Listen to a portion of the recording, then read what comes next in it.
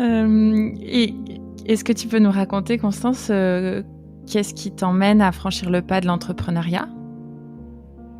Puisque là, on t'a laissé dans les grands magasins. Rayon chaussures. Rayon chaussures.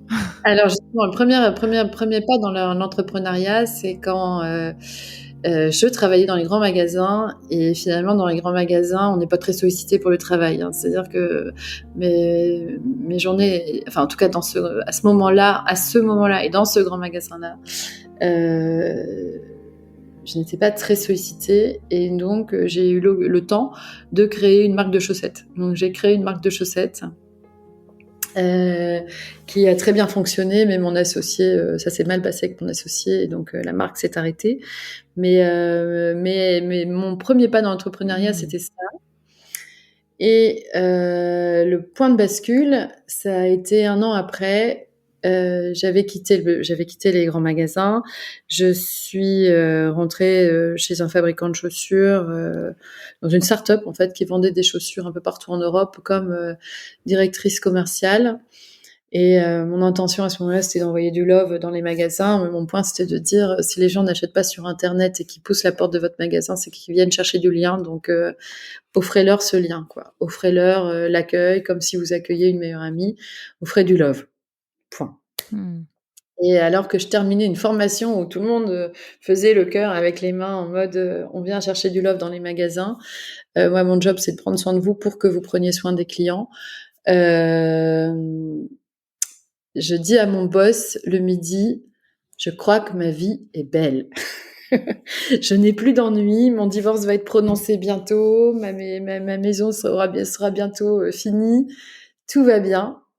Et mon fils m'appelle à 18h pour me dire « Maman, j'ai une tumeur ». Et là, mon boss me regarde et me fait « Ah, c'est peut-être pas tout à fait fini les problèmes ». Et donc, mon fils m'annonce qu'il a une tumeur. Donc, au début, j'éclate de rire en me disant « Mais arrête de déconner, dis-moi ce que tu as vraiment ». Lui, il était étudiant à l'IESEG à Lille à ce moment-là. Et là, je raccroche. Je parle au médecin, enfin, je lui demande de me donner le nom du médecin. J'appelle le médecin et le médecin me dit oui, c'est une tumeur, je vous mets tout de suite en lien, enfin, je transfère tout de suite son dossier au centre de cancérologie à Lille, pas très loin. Bon. Et dans le voyage, en fait, qui m'a amenée à la maison, donc de mon travail vers la maison, j'étais dans le train de banlieue, et là, je me suis dit, là, il faut tout de suite trouver des médecins avec lesquels il va s'entendre. Il faut qu'il ait des projets, il faut qu'il ait envie de vivre. Il faut que je le mette en lien avec des thérapeutes qui vont prendre soin de son corps, de son âme, ou de son esprit, pendant que les médecins prendront soin de son corps. Et surtout, il faut qu'il ait des projets à court, moyen et long terme.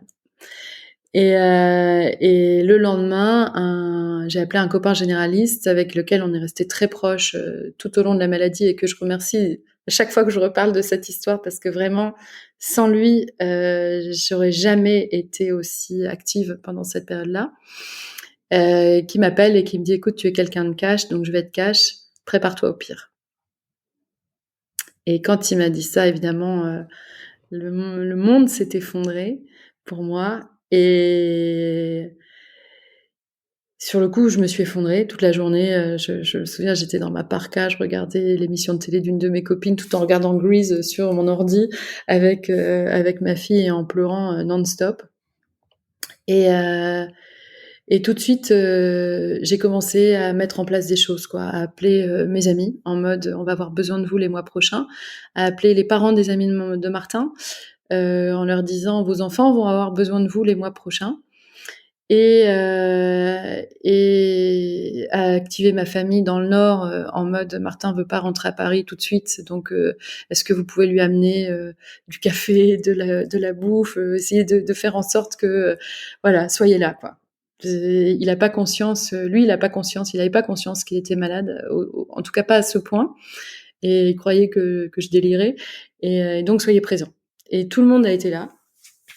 Et la maladie, donc il avait une tumeur de 17 cm dans la jambe, et la maladie donc très vite, elle a été annoncée. Le 22 décembre, elle a été annoncée. Le 24, il a fêté Noël chez son père. Le 27, c'est mon anniversaire. Et là, j'ai dit, avec une de mes amies, on s'est dit, on va faire une grosse soirée. Une grosse soirée pour, il avait appelé son cancer Étienne.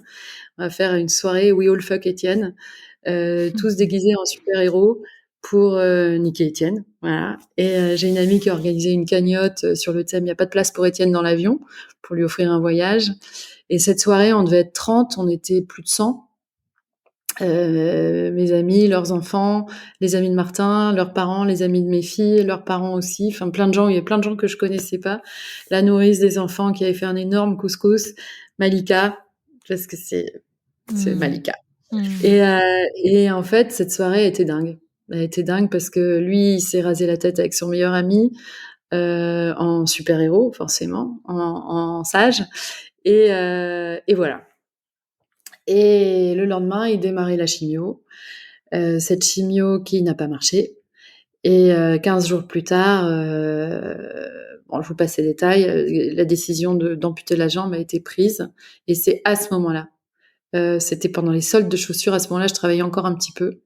Donc, je vous passe les annonces d'amputation et tout ça. Mais en tout cas, le point de bascule pour moi, ça a été qu'après le rendez-vous avec le chirurgien qui allait amputer la jambe de Martin 3 jours après ou 5 jours après, j'avais une réunion avec des meufs du luxe.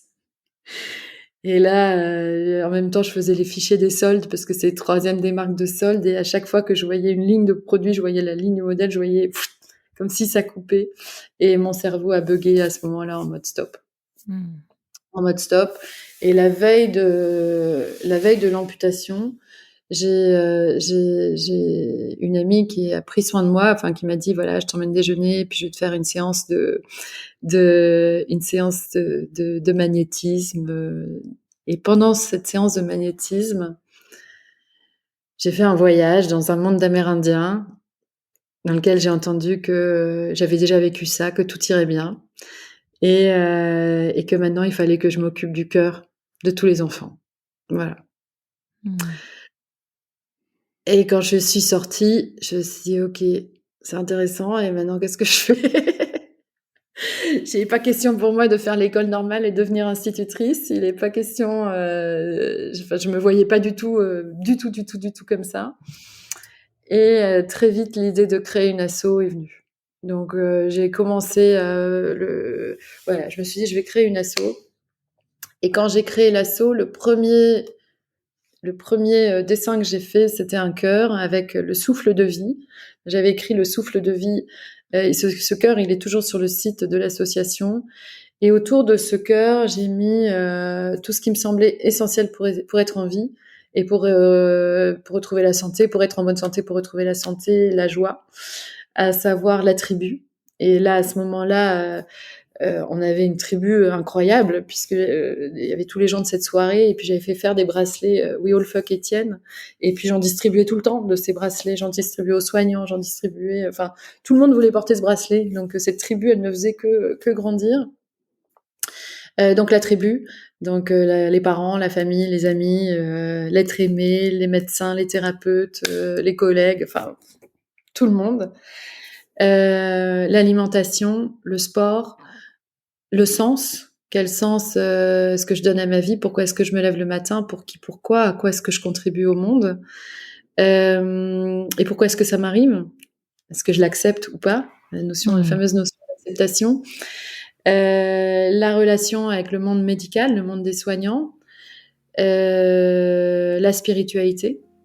Est-ce que je crois à quelque chose de plus grand qui soit la nature, l'infini, le Dieu, on l'appellera comme on veut.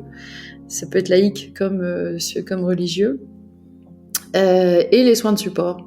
Donc, toutes ces personnes qui prennent soin de nous, qui prennent soin de notre personne quand le monde médical va prendre soin de notre corps.